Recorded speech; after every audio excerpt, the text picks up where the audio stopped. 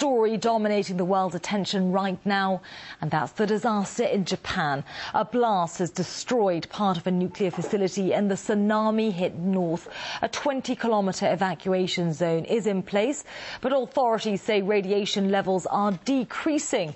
It's also understood the explosion was caused by a failure in the cooling system and not the reactor itself, which was unaffected. Well, the blast struck the Fukushima No. 1 nuclear plant, some 250 kilometres north of Tokyo. The roof and one of the walls caved in, injuring at least 4 workers. Well, officials say the reactor is not affected. It follows Thursday's 8.9 magnitude earthquake that triggered a massive tsunami which caused destruction dozens of kilometres inland. Over 700 people are now confirmed dead, but it's thought that number could reach more than 1,000. Well, some 1,300 people are still missing.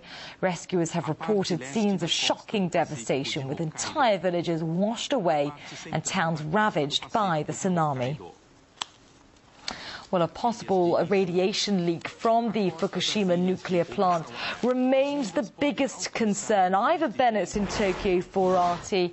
Ivor, what's the latest that you can tell us? The latest here is that we've just actually experienced an aftershock, quite a large one, the first one since I've been here. And for about 5 seconds, whilst I was sitting down, my chair was wobbling. It was a very strange experience. In the last 24 hours, there have actually been around 100 aftershocks, or over that amount, in fact. This one was quite a powerful one. It was centred around Fukushima district, in fact, measuring 6 on the magnitude scale, so quite a large aftershock.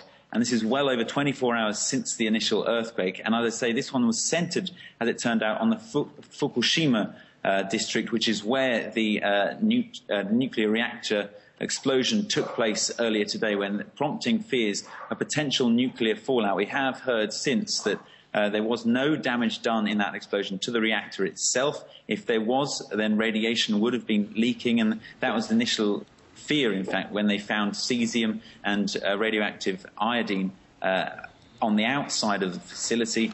But we've heard that there hasn't been any damage in that explosion to the reactor, and radiation levels have since decreased, and so much so, in fact, that the authorities have been able to release some of the pressure inside of the reactor, because that's still very high indeed, and that's still a concern. It's still very hot in there as well, and they need to release steam to release the pressure, and they've been able to do that since, and without affecting the radiation levels. In fact, they've been dropping. Well, despite Japanese authorities saying that radiation levels are now decreasing, how concerned are people in Japan that problems there might still escalate? You just told us now that you yourself have experienced quite a strong aftershock there in the capital, Tokyo. Well, the fears mainly aren't here in Tokyo, although we're feeling aftershocks. And people aren't out on the streets here, but it's not because of that. It's because they're calling their loved ones, I'm told, by people here that I've met in the last, since I've been here. Everyone's concerned about the people near Fukushima, near the explosion at this nuclear reactor. The concern now is the spread of radiation. There has been an evacuation of the 20-kilometre radius around this Fukushima power plant No. 1, where this explosion took place, as a precaution, because radiation is in the air.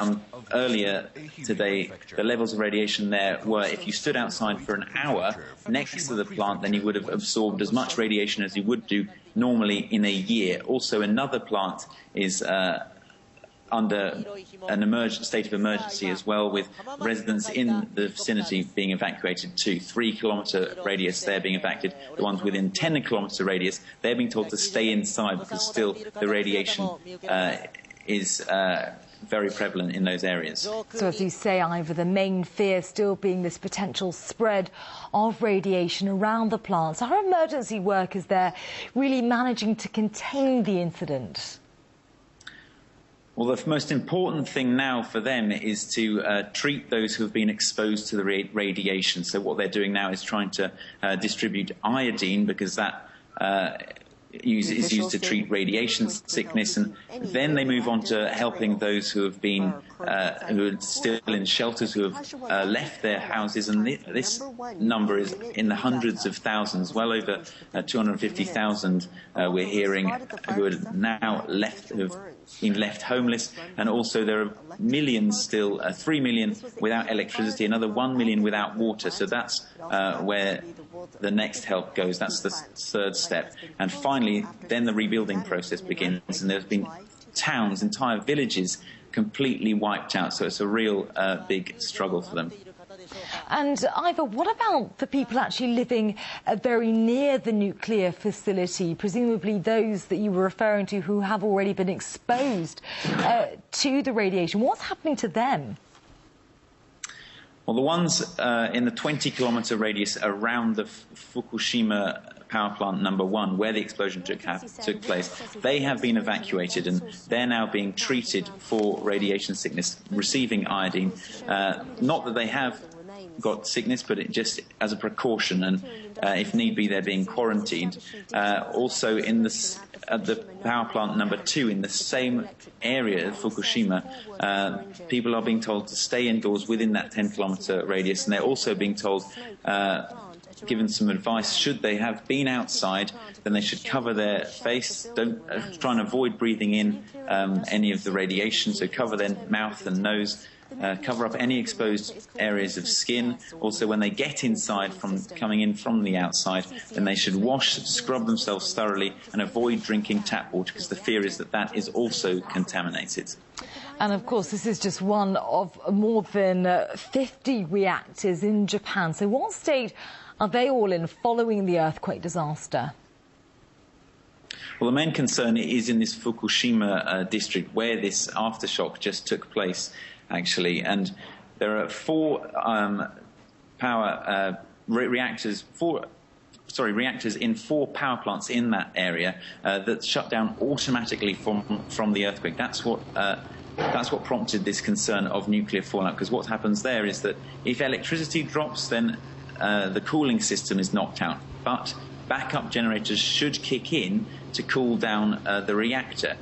In this case, it didn't. In all of these 4 power plants, and all the reactors there then started heating up. And that's what prompted this explosion. We don't know exactly how that happened, but we know that the reactor wasn't damaged. Now, in the Fukushima power plant number 2, the problem they have there is the reason why they've evacuated is because they fear they could have radioactive fallout there, because the pressure's so high. They're having actual trouble releasing steam because they fear that they could be releasing radioactive gases as well.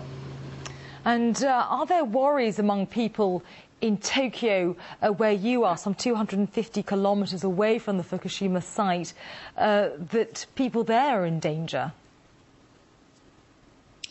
Actually, the people I've just been speaking to say that they're not. The reason why the streets here are very quiet, and in fact the whole day has been very quiet, even at all the major tourist sites, it's not because they're out of fear. It's because 2 things. One, people got home very, very late last night in the early hours of today because none of the public transport was working. They actually had to walk home, in some cases 30 kilometres, and today they're spending the day calling relatives. The most important thing for them is to call their relatives, call loved ones, to check that they're okay, and so no one is out on the streets because of that reason, rather than the fear of radioactive fallout.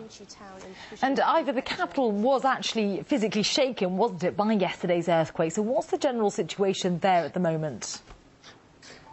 There's no visible damage here, but yes, you're definitely right. It was visibly shaken. I was speaking to 2 tourists who were out in the streets, a British couple yesterday.